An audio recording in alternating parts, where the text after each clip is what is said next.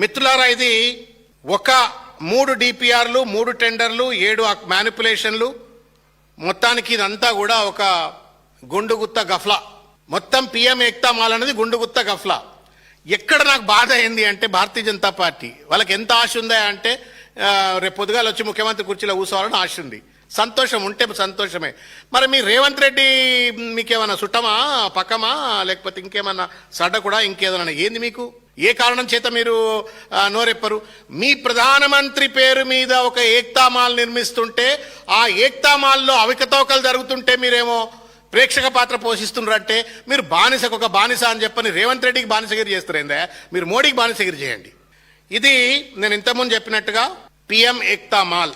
ఈ PM Ekta mall అనేటువంటిది కేంద్ర ప్రభుత్వం తీసుకొచ్చినటువంటి ఒక ప్రతిష్టాత్మకమైనటువంటి ఒక ప్రాజెక్ట్. ఇది special assistance to states for capital investment అని చెప్పని, శాస్కీ స్కీమ్ అని చెప్పని, దాని కింద ఒక 5,000 కోట్ల రూపాయలు ఏక్తా మాల్ కోసం దేశవ్యాప్తంగా కేటాయించి దాంట్లో మన రాష్ట్రానికి 202 కోట్ల రూపాయలు మన రాష్ట్రానికి కేటాయించిన విషయాన్ని నేను ప్రజలకు తెలియజేస్తా ఉన్నాను.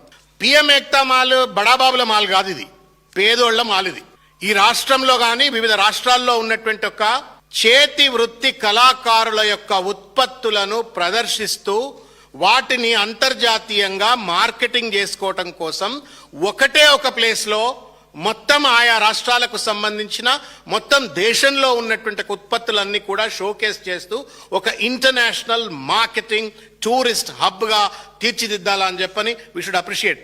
ఒక మంచి కాన్సెప్ట్ ఇది. ఈ దేశంలో ఉన్నటువంటి, రాష్ట్రంలో ఉన్నటువంటి ఒక బీసీలు కానీ, ఎస్సీలు కానీ, ఎస్టీలు కానీ, ఎస్టీలు కానీ, చిన్న చిన్న కులాల వాళ్ళు, చిన్న చిన్న వృత్తి కళాకారులు వాళ్ళ ఉత్పత్తులు షోకేజ్ చేసుకోవాలి. పెంబర్తి కావాలంటే అడిగి పోవాలా? ఈడ బండెక్కి మనము జనగాం దాటి పెంబర్తి పోతే తప్ప మనకి ఇత్తడి వృత్తులు కనబడవు.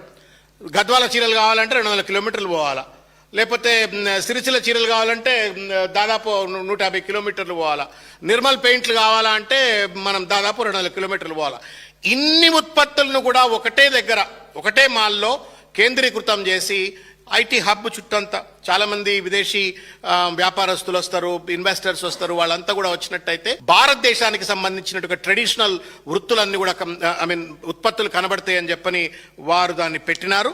వీరి ప్రోద్బలము, తర్వాత వీరు కేటీఆర్ గారిని ఇద్దరు కలిసి చేసినటువంటి ఒక ప్రయత్నం వల్ల కేంద్ర ప్రభుత్వం నుండి 202 కోట్ల రూపాయలు రాష్ట్ర ప్రభుత్వానికి, ఇది 23/9/23 నాడు రాసిన లేఖ. ఇది ఆయన అప్పుడు secretary, special secretary for investment promotion was mister Vishnuvardhan Reddy. వాళ్ళు అప్పుడు రాసింది ఏందా అంటే, మేము 202 కోట్ల రూపాయలు మేము తీసుకుంటాము. కేంద్ర ప్రభుత్వం ఒక నియమ నిబంధన పెట్టింది, ప్రతి రాష్ట్రానికి మేము నిధులు ఇస్తాము, కానీ భూములు మాత్రం మీరు ఇవ్వాల. ఆ నిధులు ఇచ్చిన దానికి కూడా మేము 50 ఏళ్ల రీపేమెంట్ లోన్, అది ఇంట్రెస్ట్ ఫ్రీ 50 ఇయర్ లోన్.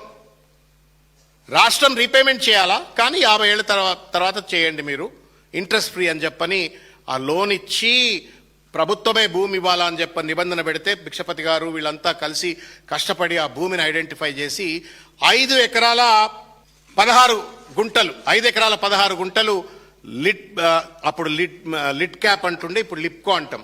ఆ లిప్కో వాళ్ళ భూమిని లీజ్ అగ్రిమెంట్ కింద తీసుకొని ఇక్కడ నిర్మాణం చేస్తాము అని చెప్పని వీళ్ళు మొత్తం, ఇది డిపిఆర్, ఇది లేఖన్న, ఇది detail project report which was submitted by KCR గారి ప్రభుత్వం, బీఆర్ఎస్ ప్రభుత్వం తయారు చేసిన డిపిఆర్, రాసిన లేఖ.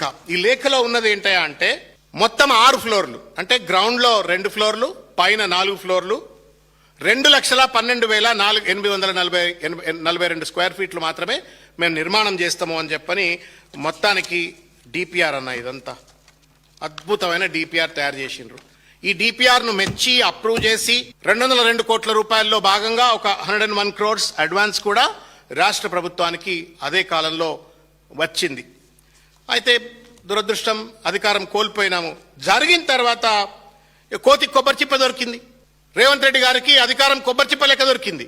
విచ్చలవిడి అధికారము, డూడు బసవన్న లెక్క నాటకాలాడే అధికారులు ఇక ఇష్టం వచ్చినట్టుగా స్వార్థపరమైనటువంటి రియల్ ఎస్టేట్ దందాలకు పాల్పడడం కోసం అన్నట్టుగా ఈ యొక్క పిఎం ఏక్తా మాల్ నేను చాలా బాధ కలిగించింది. నేను భిక్షపతి గారిని అన్నాను, నేను అరే ఎంత అద్భుతమైన పని చేసిండ్రు అబ్బా మీరు, ఎందుకంటే ఈ రాష్ట్రంలో ఉన్నటువంటి అనేక మంది పేద కళాకారులకు ఇప్పుడు ఆదిలాబాద్ డోక్రా మెటల్ క్రాఫ్ట్, భద్రాద్రి భద్రాద్రి కొత్తగూడెంలో వరంగల్ దుర్రీసు, హనుమకొండలో వరంగల్ కలంకారి, హైదరాబాద్లో బిద్రీలు అని చేస్తారు.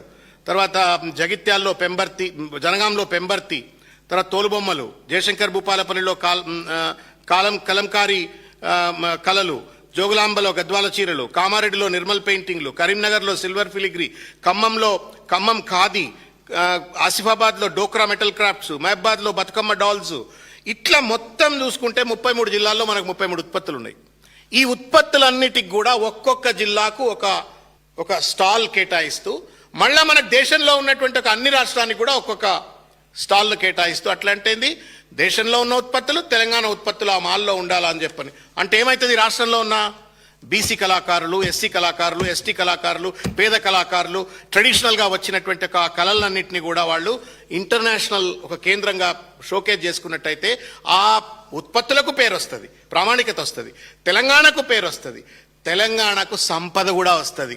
కాబట్టి ఇంత అద్భుతమైన ఒక ప్రాజెక్టును వీళ్ళు కష్టపడి ఆ రోజు రూపకల్పన చేస్తే రేవంత్ రెడ్డి గారు అధికారంలోకి వచ్చిన తర్వాత దాన్ని ఏం చేసిండో నేను తమ దృష్టికి తీసుకెళ్లేటువంటి ఒక ప్రయత్నం చేస్తాను.